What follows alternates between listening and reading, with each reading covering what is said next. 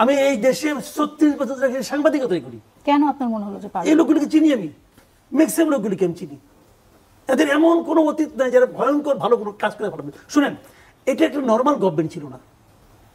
এই গভর্নমেন্টের উপর, নর্মাল একটা গভর্নমেন্টের উপর যে দায় দায়িত্ব থাকে, এদের উপর দায় দায়িত্ব ছিল আরো অনেক বেশি। এবং এরা সবাই এই কাজের জন্য অযোগ্য। এরা মেন্টালি প্রিপেয়ার ছিল না, কেউ না, ইনক্লুডিং ডক্টর ইউনূস। এরা মেন্টালি প্রিপেয়ার ছিল না। ইউনূস সাহেব যদি মেন্টালি প্রিপেয়ার থাকতো তাহলে ফ্রান্সের ওই সময় ডাক্তারের কাছে যাইতো নাকি অপারেশন করার জন্য? উনি মেন্টালি প্রিপেয়ার ছিলেন না।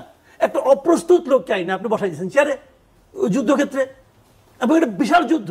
এবং উনি নিজে আচ্ছা, নুরুল কবির কাছে ইন্টারভিউ উনি কি বলছেন? উনি বলছেন ওনারা এই কাজটা জানেন না, এটা ওনাদের ফিল্ড না, দেখি করতে করতে শিখবো, বলেন নাই বলছেন। এবং উনি বলছেন অন্য অন্য যারা কারা কি করতেছে, আমি তো ভালো মতো বিষয়টা বুঝি না, তো ওনাদের আমি কি ভুল ধরবো? বুঝলেন?